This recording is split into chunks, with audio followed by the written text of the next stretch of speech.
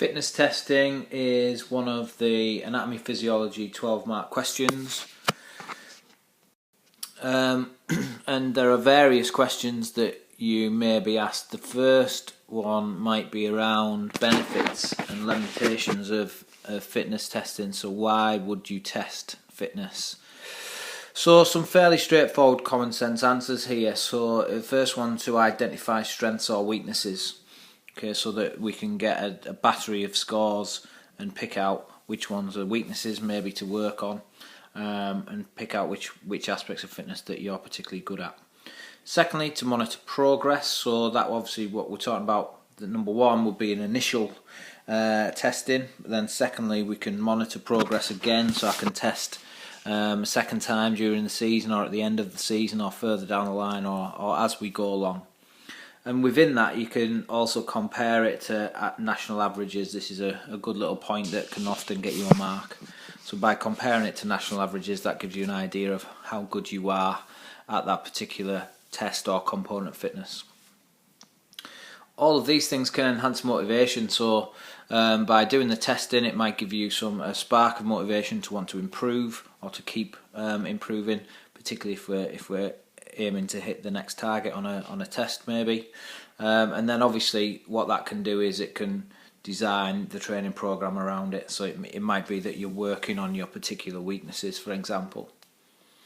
Another one might be talent identification. So we can identify people who are particularly good at certain things, particularly in athletic type sports. If people have a really good cardiorespiratory endurance, for example, or if they're particularly strong, they might be identified as being good at certain sports.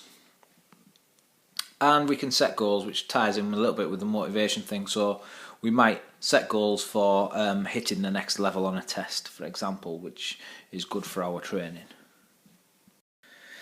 Limitations on the other side, so these are mainly down to validity and reliability, which we'll cover a little bit later on in a bit more detail. But some of the answers that would come up here around the test being not sport specific.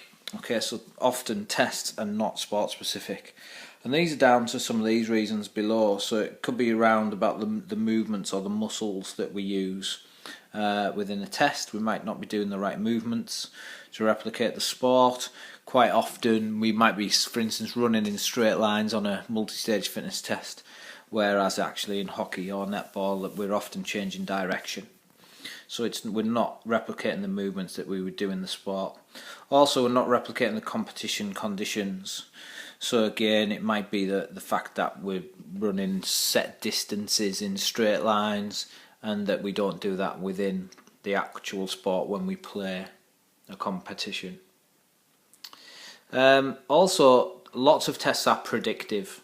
They predict the score. So there are some direct measurements, but these are often quite difficult to do. So most tests are predictive. They devise a solution based on a prediction with an equation that predicts your actual score. So for example, the multi-stage fitness test predicts your VO2 max level. That's based on lots of tests and research and stuff, so it's fairly accurate, but it's not totally accurate. We can have operating error, so testers might get things wrong, subjects might do the test wrong. So the subject might, for instance, be running the 20 metres on a multi-stage short every time. They might only be running 19 metres. And again, a tester may not be taking the time correctly, for example. Also, the motivation of a performer might not be good. So if you're not motivated, not up for it on a particular day, that's not going to give a true reflection of your score. The difference now between maximal and submaximal tests. Maximal tests involve the subject going to exhaustion, keyword. So you will work to your absolute exhaustion. This could be a single rep in a 1 rep max test, for example. It could also be a multi-stage fitness test is supposed to be to exhaustion. So you're supposed to go until you can go on no longer. Therefore, motivation is key. So think about how many times people do not go to exhaustion. So again, the multi-stage test, how many people go until they really can't go on any longer. However, this also brings in safety. Alright, so because we're pushing ourselves to our absolute maximum, that can bring in safety implications. And therefore, correct technique needs to be used. The protocol needs to be followed. So again, a 1 rep max test, it's no good if people are not using the correct muscles on a particular move, arching their back or bringing in other whole body movements in order to lift a higher weight, for example. As well as that, we need appropriate equipment, which can sometimes be an issue. And with a maximal test, again, compare it to norms. Submax, obviously we work below our maximal level, but that's good in terms of motivation. Motivation doesn't impact as much on the score because it's not an issue. So a step test, for example, you don't need to work that hard. We're using heart rate to predict the scores. But that's the problem. These submax tests are predictive. So with the step test, we're just measuring heart rate and predicting how that affects stamina. So we don't get an objective view of it. It's not totally objective. And if we do get an inaccurate measurement, there's a large discrepancy in the result. So if there is an error, because we're predicting, we end up with a larger actual error within the real result.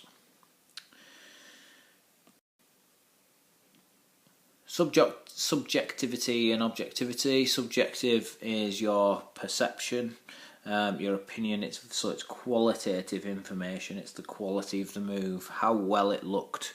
So we might look at this in terms of things like gymnastics.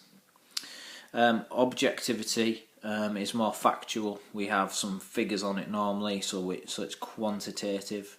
So we have numbers.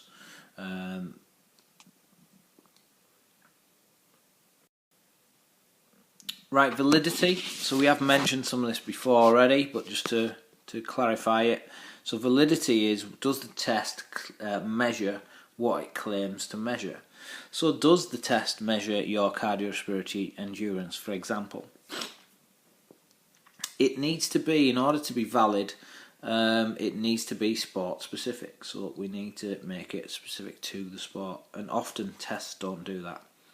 So we might not replicate the correct movements or muscle groups or muscle fibre types.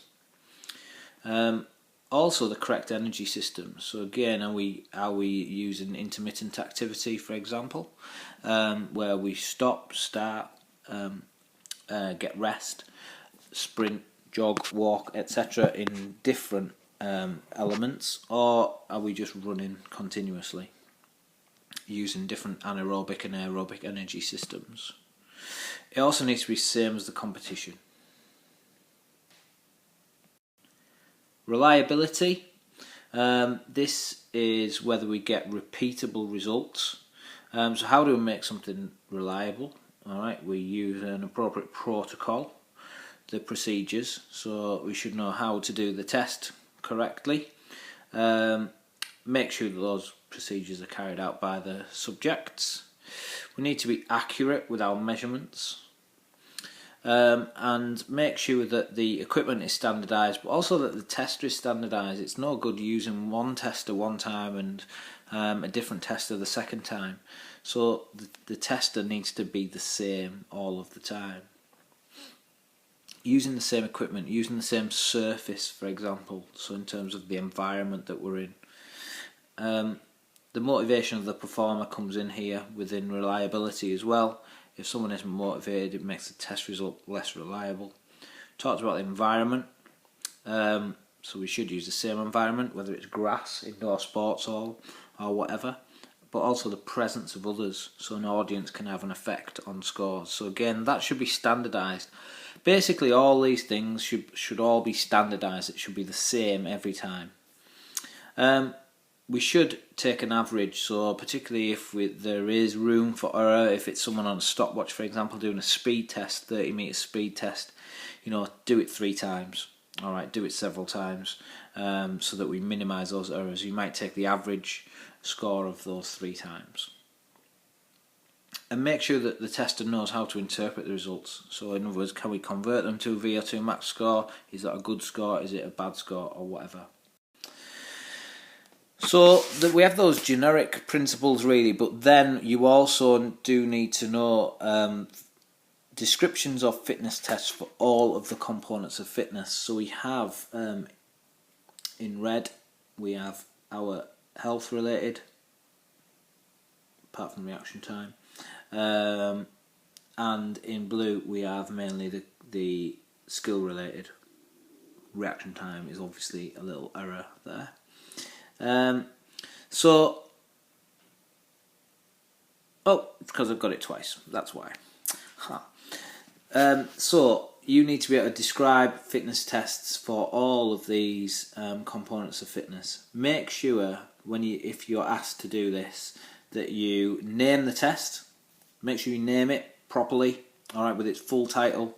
Make sure also that you say how it is measured.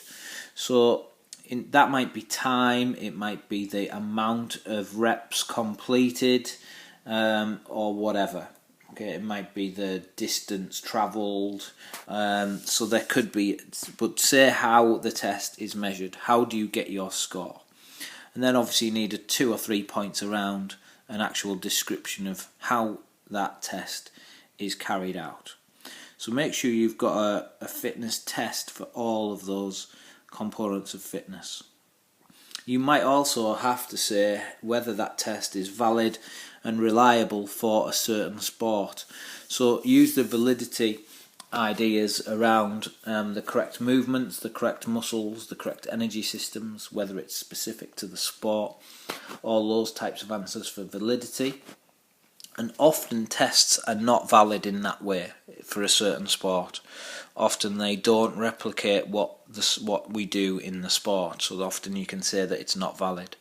However, most tests are fairly reliable, all right, as long as the testing is reliable. The tests themselves are reliable. They've been standardised, they've been tested, they've been gone through vigorous research to make sure that those tests are reliable. So often we can say that they are reliable, but you can bring into the discussion about various things about, well, okay, the testing though needs to be, the tester or the testing needs to also be standardised, etc.